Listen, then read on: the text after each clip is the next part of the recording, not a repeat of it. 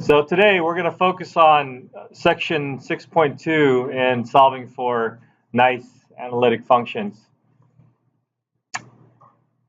And then I'll probably do another video for the next section and have you guys look at it again before class, and then we'll do another worksheet. Because 6.3 gets that gets a little bit trickier. All right. So we're looking at second order differential equations, and we say x is equal to x naught is an ordinary point of the differential equation, and notice that the coefficient of y double prime is 1. So we kind of define a new differential equation with a p function and a q function, and we want p and q to be analytic at x naught. If the point is not an ordinary point, then it's said to be a singular point. And like I said, in 6.3, we will focus on these singular points and trying to come up with a differential equation. In doing so, we're actually going to come up with some interesting functions that are not defined by a closed form function like a sine or a cosine or a tangent or an ln, but instead the function, there's no other way to define the function aside from making a series out of it. And so there's an interesting function that we might take a look at in class, and if not in class, then you guys will take a look at the progression and the solution for a differential equation where you get the Bessel function. Have you guys heard of that? It's a cool function. You know, you get a rope, you swing it, wave it back and forth, and then when you keep doing that, you see like a wavy pattern. That's what the Bessel function would look like. All right, so our theorem for today is suppose you have an ordinary point of this differential equation. That means you want to rewrite that differential equation where y double prime is by itself, and then the p's and q's are still going to be ordinary points for the p's and q's. You can always find two linearly independent solutions in the form of power series centered at x naught. And for the sake of simplicity, for what we're going to do, we're going to let x naught be equal to 0, the Maclaurin series, because, you know, that's easier to deal with. A power series solution converges at least on some interval x minus x naught is less than r. So we're kind of guaranteed an interval of convergence, a radius of convergence that's bigger than 0. Regardless of how small it is, it should be bigger than 0. So it doesn't just converge at that one point. And then the solution of this power series form is said to be a solution about an ordinary point. The distance r is a minimum value of boundary for the radius of convergence. Okay. Speaking of radius of convergence and stuff like that, just kind of made me think about the ratio test and stuff that we did yesterday or 2 days ago. And so, yeah, I was looking at some of the posters, and a few of them had some errors in it or some modifications that I'd like to change. So I guess what I'll have to do is I'll have to come up with solutions to all those problems. More work for me.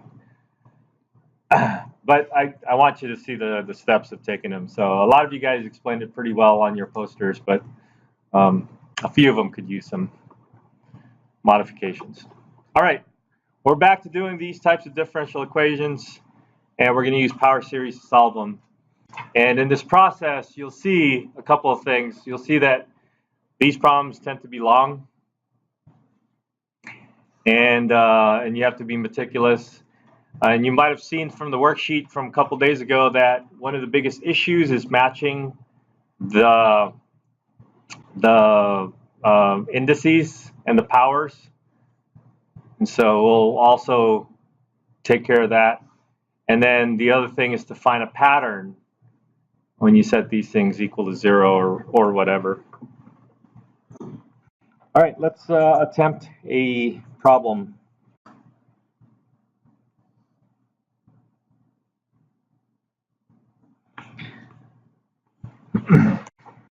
So let's try this one. We got y double prime minus x times y prime plus 2y is equal to 0. Analytic at x not equal to 0.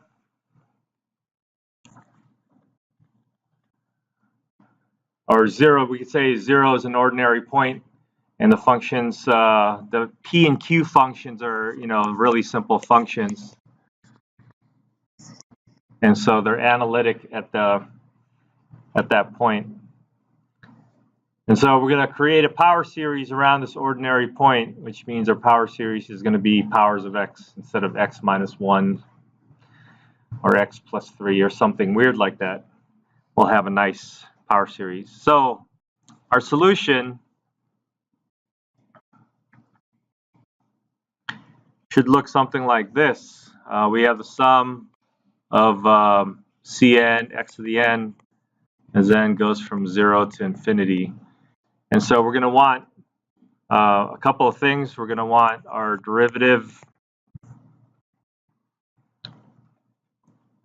And we've done this already, at least for the first derivative. We got n Cn x to the n minus 1. And n is equal to 0 isn't going to work for us anymore. If you take the derivative, that c sub 0 is a constant, so that'll go away. So we start our series from 1.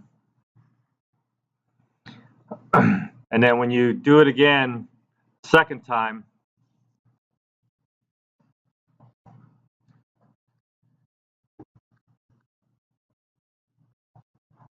again, that first term of the first derivative is c sub 1 with constant. You take the derivative of that, that goes away. So our first c is c sub 2. And that'll go off to infinity. And if this is an issue, then maybe I would suggest to write out the first few terms. Whenever you have an issue with a series, it's always good to write out the first few terms so that you know when the index starts and you know how the indices within your summation sign will kind of compare and match up with each other. All right. So I think we're ready to write up our equation. This is one of those things again where I can't switch pens. All right, so we got our y double prime starting from 2 of n minus 1, c sub n, x to the n minus 2 power, minus x times the y prime, which is going to be this next series, n c sub n x to the n minus 1. Our sum starts from 1, goes off to infinity, and then we have 2 times n is equal to 0 to infinity c sub n x to the n. And this is going to equal to 0, which is nice. If it's equal to a function on the other side, then we would try to match it up by letting it equal to a function.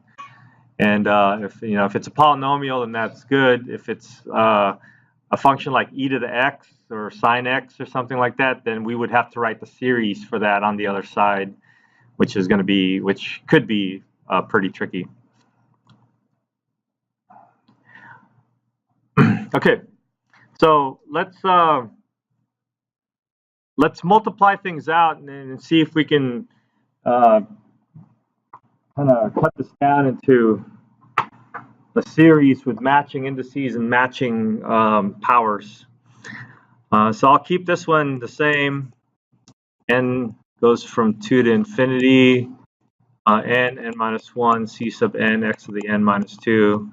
And then I have an x here that I can multiply through, so that's going to change the power of x in my series. It still starts from 1, goes off to infinity, n c sub n, x to the n minus 1 plus 1, because I added an extra x. Yeah.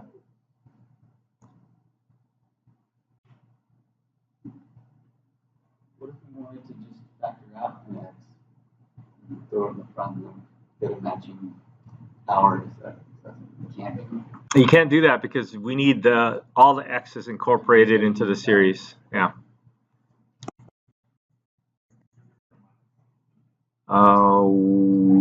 Yes.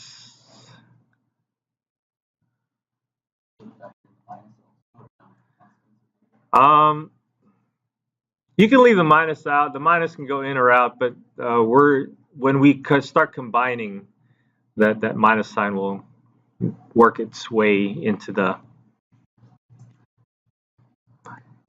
sum. All right.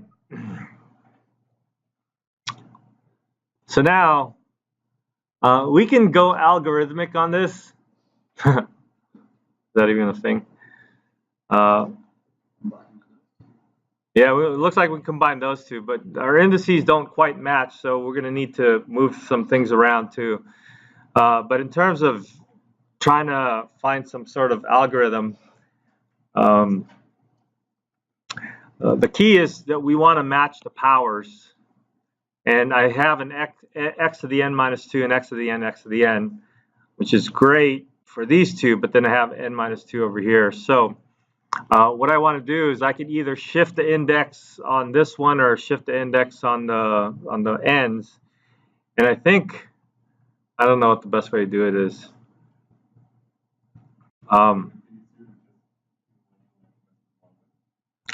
Probably.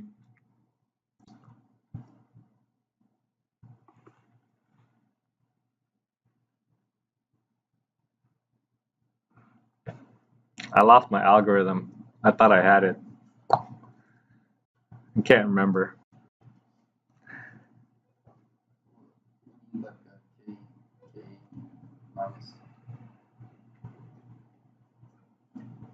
K plus 2. That was equal to k plus 2. K plus 2. All right, so we'll do that. Let's try to match it up with the ends.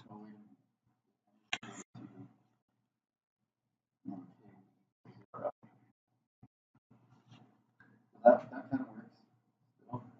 Yeah, but yeah, we'll see.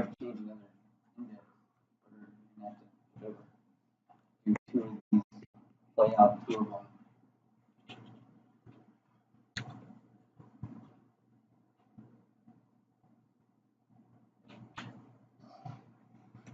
All right, so let's see if we could do it like this. The idea is that if you change the power by shifting it, essentially what I'm looking at is letting n equal to k minus 2 or k plus 2.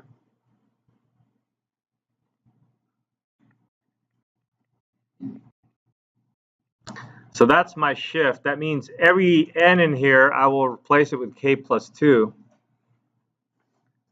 And then now, the index will have to start with 2 less than when it used to start. Does that make sense? So when n is equal to 2, you change that to k. K is actually going to be 2 minus 2, which is 0.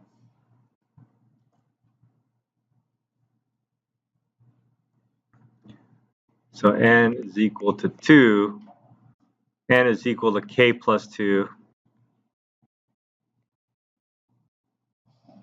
So that k is equal to 0. I think about it as subtracting 2 from all the n's here, and then I would add 2 to the beginning index. So I'm not changing the expression, I'm just shifting the index. Because if you take a look at this, let me write it first. K goes from 0 to infinity. And so everything here, I'll replace the n with k plus 2. K plus 2 minus 1. K plus 1. And then I have n, I'll replace that with k plus 2. And then I have x to the n minus 2, I'll replace that with k plus 2. And then I have that.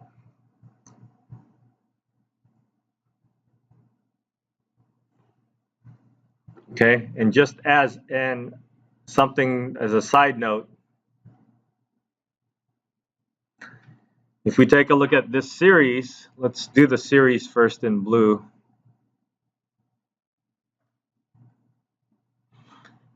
If we take a look at this series, sum n goes from 2 to infinity of n minus 1, c sub n, x to the n minus 2. If I write out the first few terms, n is equal to 2, 2 minus 1 is 1, c sub 2, x to the 0, plus, and then my 2, when n is equal to 2, is going to be, no, 3. 3 times 2,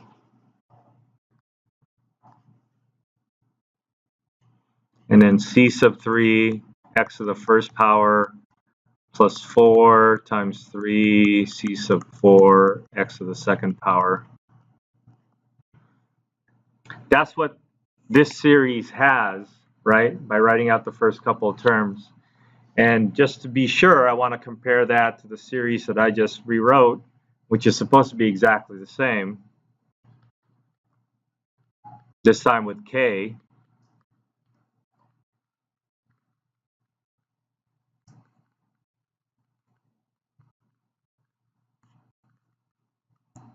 And what's this equal to? When k is equal to 0, I start off with 2 times 1, c sub 0 plus 2, x to the 0 power, plus when k is equal to 1, this is going to be 3 times 2, c sub 1 plus 2 is 3, c sub 3, x to the first power, plus 4 times 3, c sub 4, x to the second power, etc. And you see that we get the exact same series, except it just looks different with a shifted index. And that's what we want. Meanwhile, everything else should stay the same. So let me rewrite everything else. Let's actually change the n's into k's, since it doesn't matter, because index is like a dummy variable in the integral. It's like the dx in the integral. It doesn't really matter. But let's just, for consistency, change this into k.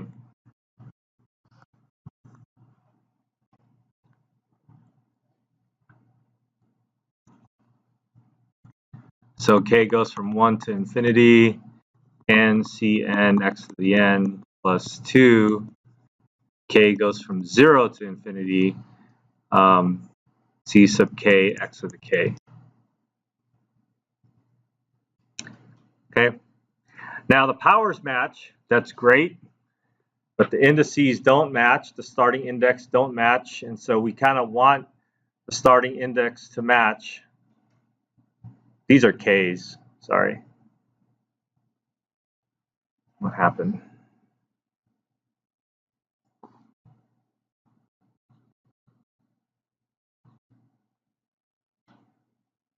So k, c sub k, x to the k. So the powers match. We want the indices to match. I have two indices that start with 0 and one that starts with 1. So I think I'm going to keep the one that starts with 1. And the one that starts with 0, let's take that out and see what happens when it starts with 0. So when k is equal to 0, I have 2 times 1 times c sub 2 x to the 0th power. And now that I took k is equal to 0 out, I have the rest of my series that I'm going to keep together.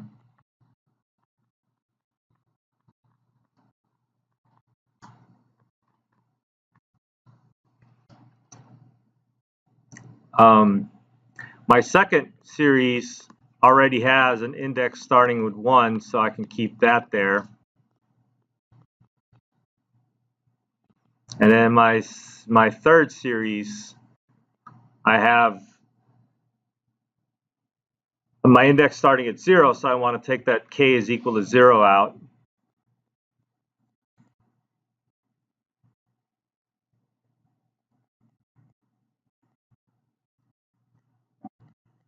And I'm going to slip the 2 in here.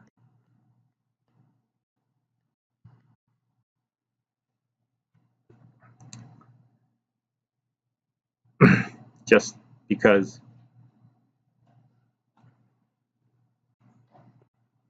So I have two terms that are out of the series that have x to the 0 or x to the 0 is 1, so they're really just constants, so I can just add them. I have 2c2 plus c, so let me say that again. I have 2c2 plus c2, let me say that again. 2c2 plus 2c sub 0. And then everything else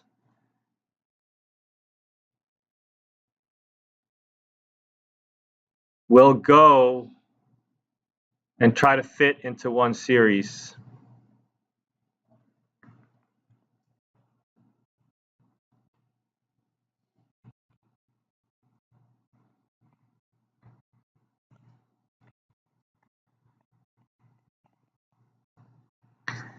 So into one series, I want to put this together. I have k plus 2, k plus 1, c sub k plus 2. And then each of these have an x to the k. So I can just imagine factoring that out, and I'm just concerned about what's happening with the constants. So here's my minus sign, k c sub k. That's my middle term. And then my last term, I have 2 c sub k.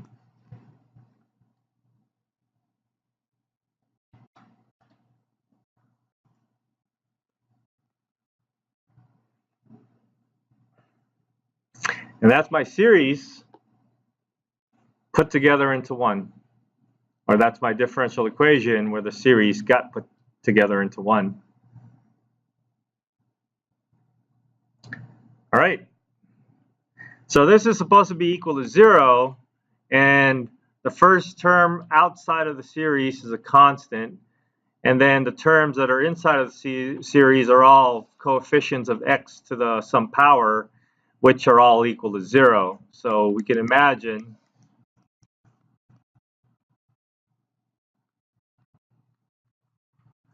that all those matching coefficients have to be equal to 0 to match our differential equation.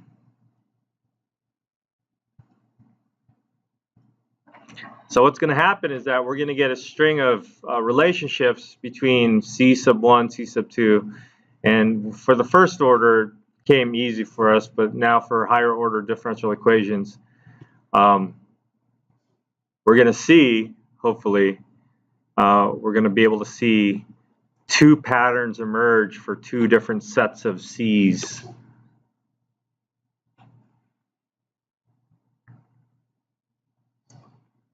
All right.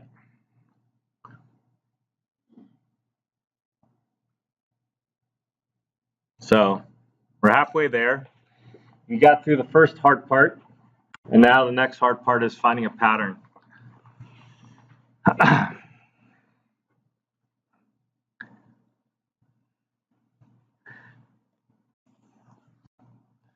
So we have 2c2 plus 2c naught is equal to 0. We're going to say, well, c2, usually want to solve for the c sub number that's bigger than the other c subs. So we'll solve for c2. We bring that over, we get a negative 2c naught. We'll divide by 2, the 2's will cancel. So c2 looks like it's going to be equal to negative c naught, c sub 0. Yeah.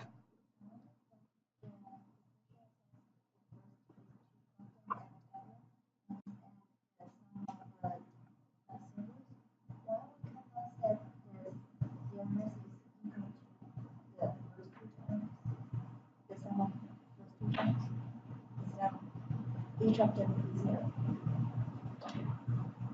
What do you mean each of them must be 0?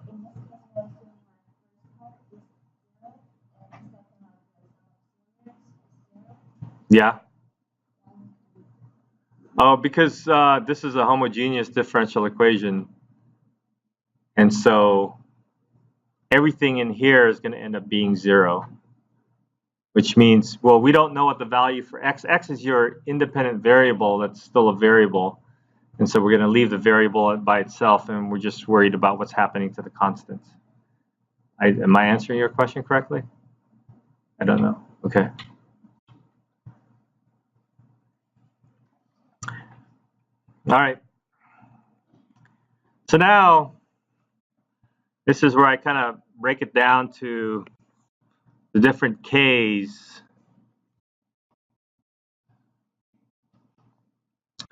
So when k is equal to 1, what's happening inside of my series? I probably should have tried to simplify this a little bit. Let's see. This would be, I probably wouldn't want to FOIL this out because I want patterns to emerge. So keep this kind of unsimplified.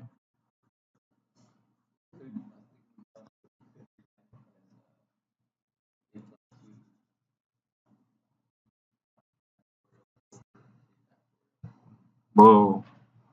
Well, we're not there yet. So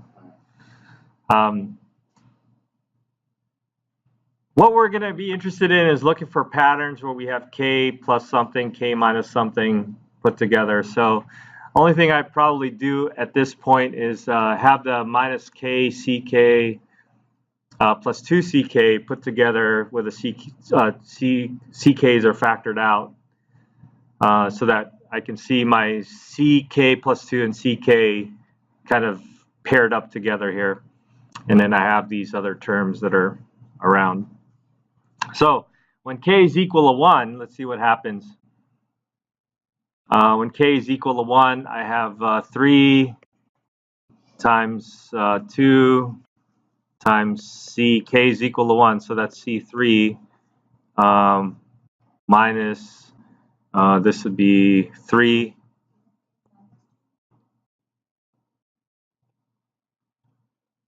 What happened? Oh yeah, that's k minus 2. Thank you. Where's my eraser? Eraser. Damn it. This thing here.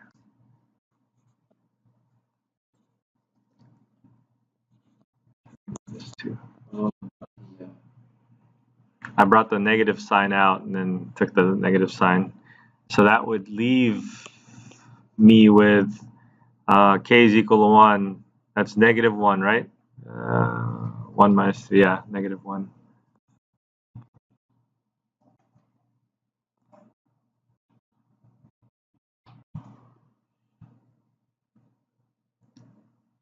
Right? So I have C3 equal to, let's bring the 1 over to the other side, be negative C1 divided by 3 times 2. Again, I want to keep it like that. Is that right?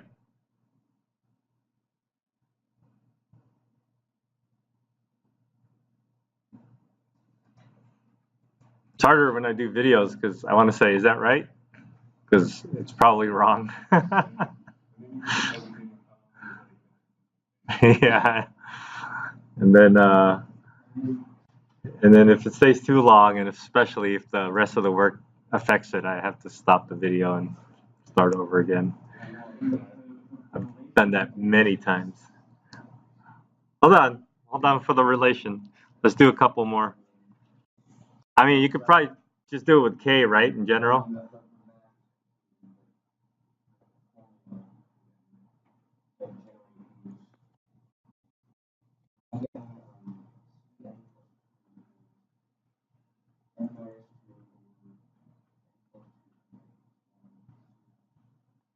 Okay, well, we'll take a look. Let's say when k is equal to 2, we have 2 plus 2 is 4, 2 plus 1 is 3, c sub 2 plus 2 is 4, c sub 4 minus, and then I have 2 minus 2 is 0. Is that right? That's right. C sub 3, C sub 2. And then this is supposed to be equal to 0, but then that's going to make C sub 4 equal to 0, right?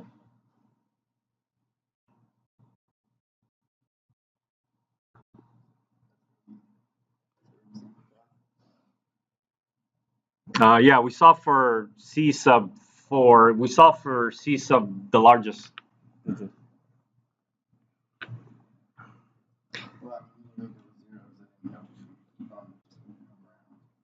No. Yeah, I think let's put a 0 where the zeros are. Let's do one more, and then we might need to go to another column. K is equal to 3. We have 5 times 4 C sub 5 minus, and then 3 into here, it's 1. C sub 3 is equal to 0. So to solve, C sub 5 is equal to positive C sub 3 divided by 5 times 4. Now, when you have something like this and you've done C sub 3 already, what you want to do is you want to look back to what C sub 3 was. And C sub 3 in this case, C sub 3 is negative C1 times 3 times divided by 3 times 2. So I think C sub 5 should equal to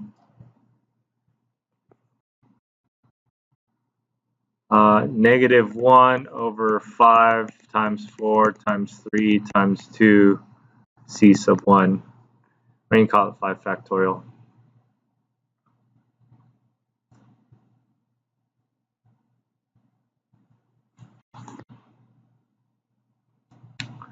Okay. So the tricky part is that since this is a second order, we're going to expect 2 different solutions, and the 2 different solutions are going to come up kind of in different cases. So let's, when you do that, you're kind of finding patterns. Each number you get would be the pattern for one number, and then the following one would be pattern for the other number or the other solution, and then your pattern is going to go back and forth. So let's try k is equal to 4. 4 plus 2 is 6. Oh, come on. 6 times 5, C sub 6 minus, and 4 minus 2 is 2. C sub 4 is equal to 0. What's C sub 6 equal to? C sub 6 is equal to positive 2 C sub 4 divided by 6 times 5. What's C sub 4 equal to? C sub 4 is equal to 0, so that's not going to contribute.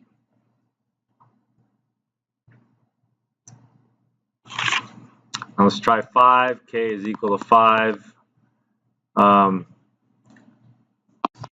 You have 7 times 6, C sub 7 minus 3 times C sub 5 is equal to 0. So C sub 7 is going to equal to 3 C sub 5 divided by 7 times 6. What's C sub 5 equal to? C sub 5 is equal to negative 1 times 5 divided by 5 times 4 times 3 times 2 C sub 1. So C sub 7 looks like it should equal to negative 3 over 7 factorial C sub 1.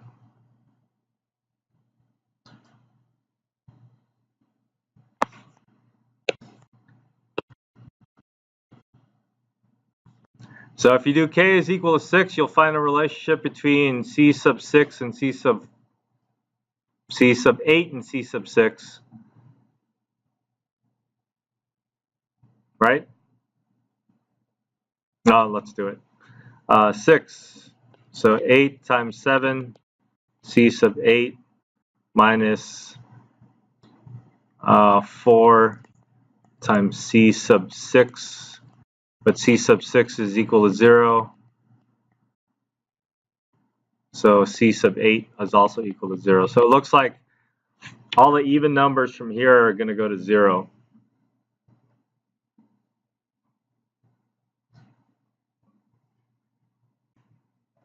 Okay. All right. Can you feel a pattern for the odd numbers yet? Let's do one more. K is equal to 7.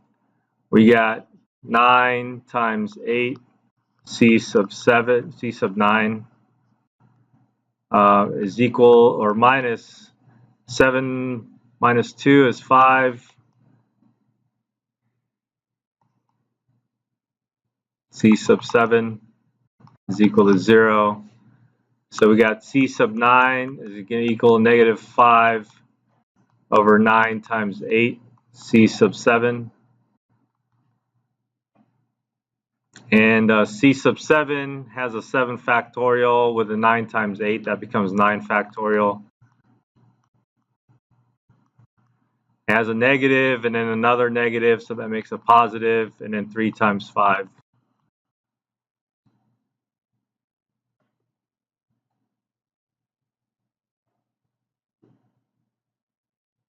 Okay?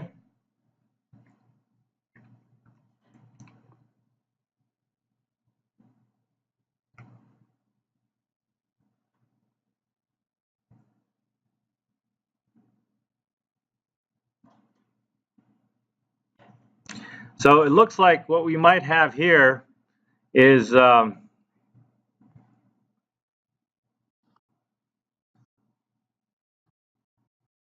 before we figure it out,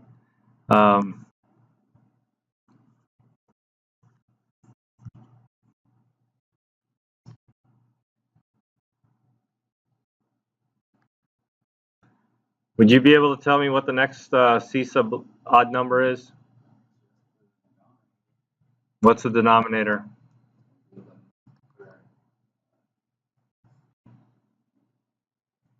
Yeah. So the denominator is going to be 11 factorial. Any questions about that? Kind of see the pattern. For the odd numbers, we got c sub 5 is going to be 5 factorial, c sub 7 is 7 factorial, c sub 9 has a 9 factorial, so you can kind of catch the c sub 11. Right? We have a c sub 1 over here.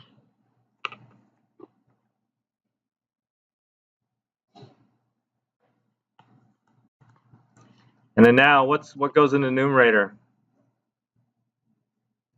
So negative 7.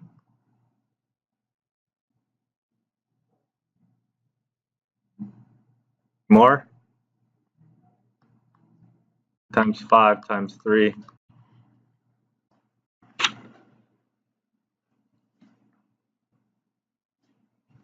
Okay? All right, so the idea is to catch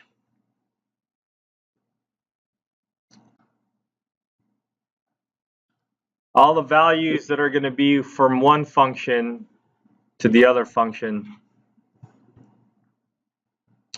And we have the c sub 0 and c sub 2 related in this way. And then everything else is 0.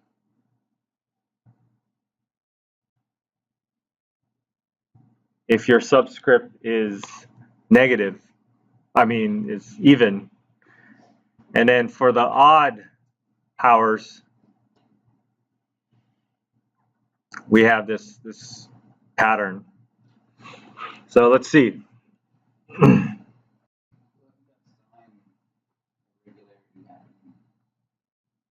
Well, within the odd powers, it looks like it's just alternating the odd powers, right?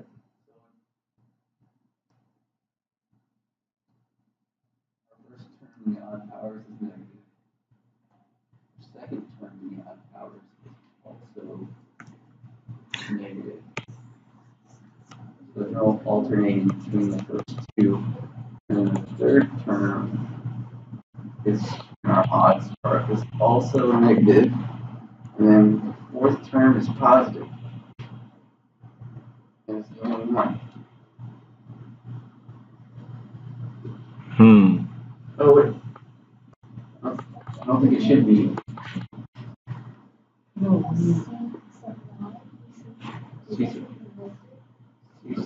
C sub 9 should be negative? It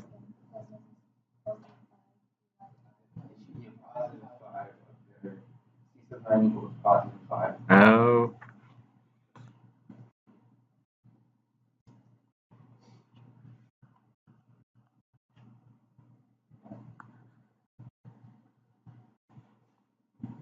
So that would make this positive? Or negative also? That would be negative too. I think all of them are negative. Oh, they're all negative? Yeah, because you end up with subtraction on the left side of 0. And then the substitution at C1 carries the negative. Oh, okay. Yeah, see, this is the kind of stuff that I don't get when I'm making the video. Yeah. I don't catch it. This pen, this is turns into a eraser. I know, but this is a smaller pen, and it's harder to find the eraser. Yeah, there are. It's harder to find it. So I have one of those pens, but it's in my other bag. I'm still in transition. No, it charges when I plug it in, so it has these bar things. All right, so our solution is supposed to be this power series, right? Let's see. Well, let me do a couple of steps, and this is way longer than the page. I don't know how the PDF is going to turn out for this one.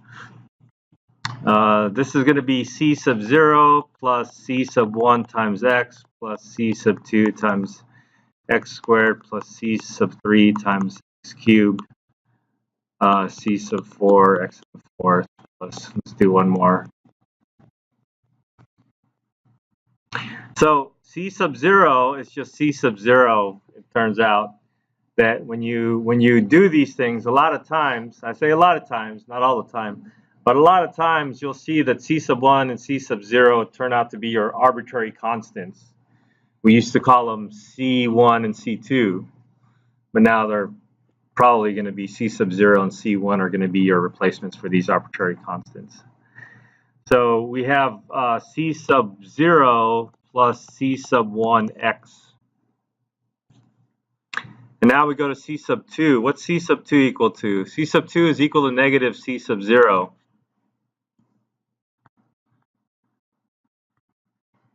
So C sub 0 x squared. What's C sub 3 equal to? C sub 3 is equal to negative C sub 1 over 3 factorial x cubed. And remember, I'm only replacing the C sub whatever, right? C sub 4 is 0. Let's just put 0 there. What's C sub 5 equal to? C sub 5 is negative 1 divided by 5 factorial times C sub 1.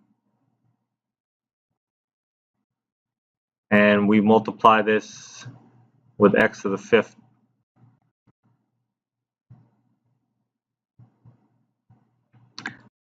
And then we have another 0, C sub 7 minus 3 over 7 factorial C sub 1 times x to the 7th. C sub 8 is 0, C sub 9 is minus 3 times 5 divided by 9 factorial C sub 1 times x to the 9th. Let's insert a 0 here, a small 0, so that we can fit this in. Minus 7 times 5 times 3 times c sub 1. It doesn't fit.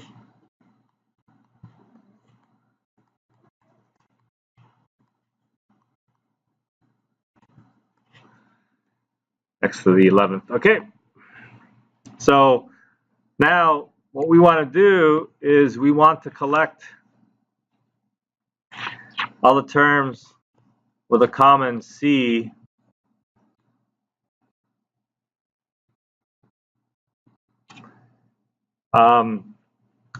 because they all have either c sub 0 or c sub 1, and because a lot of other stuff disappeared, the c sub 0 will just be the arbitrary coefficient for the function 1 minus x squared.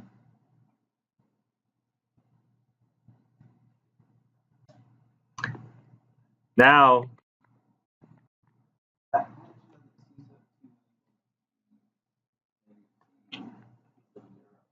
that was our first one without the one outside of the thing.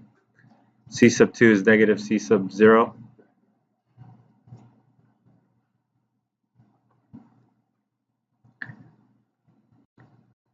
All right, now C sub 1, what do we have? We have an x. We have an x cubed over 3 factorial. Oh, there's a negative x here. Is it negative or positive x? That's a positive. So we start negative with x cubed, x to the 5th,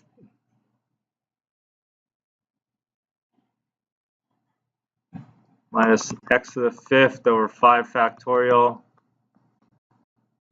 minus x to the 7th. Here we start adding our coefficients. 3 times x to the 7th over 7 factorial minus 3 times 5 times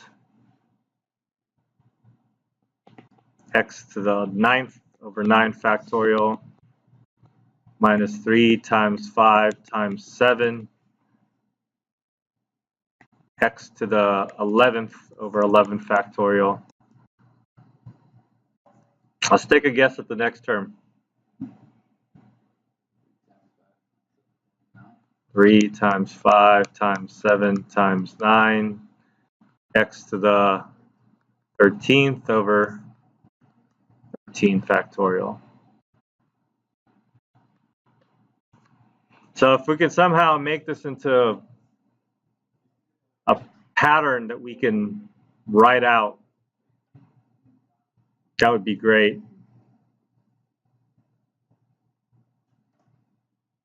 Otherwise, you would just kind of leave it like this. So we have two solutions.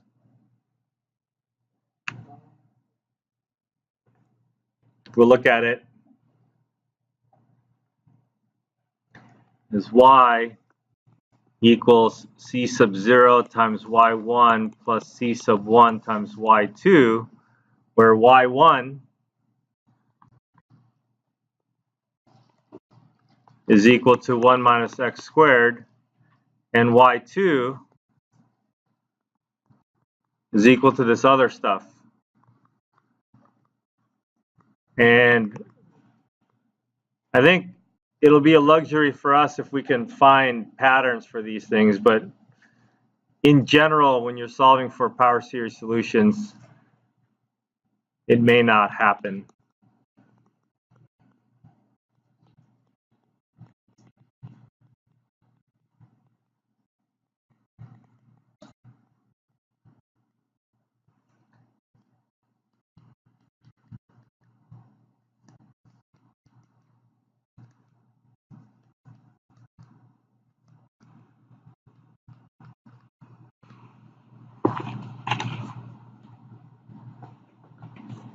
Okay, so here are your two solutions.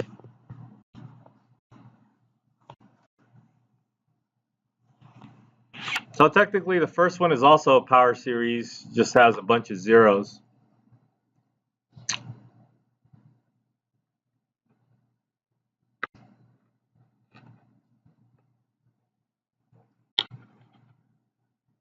That took, how long did that take? A while. So I was going to have you guys do one.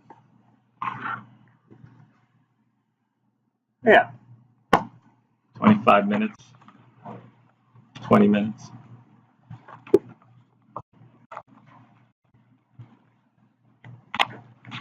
All right, why don't you guys try one, and we'll see how it goes. I'm not recording. The rest of the series, k goes from 2 to infinity to c sub k x to the k. So all the series that I have left here will be a series with an x to the k power, and they all start with k equals 2. So I have my constant term. I have a couple of linear terms.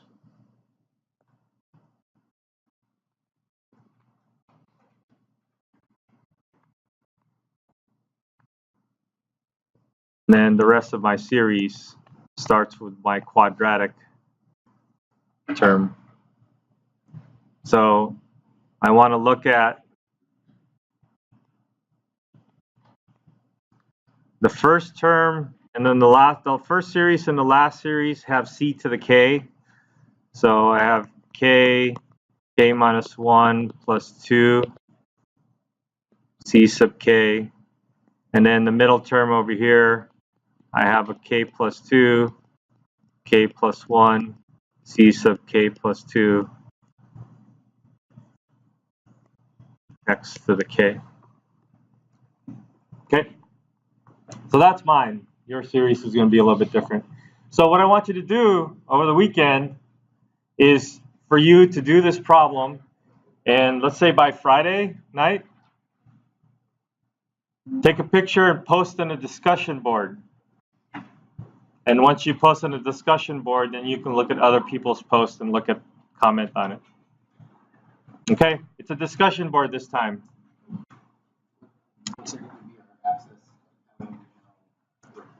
I'll give you an announcement with a link, but it'll be a discussion board.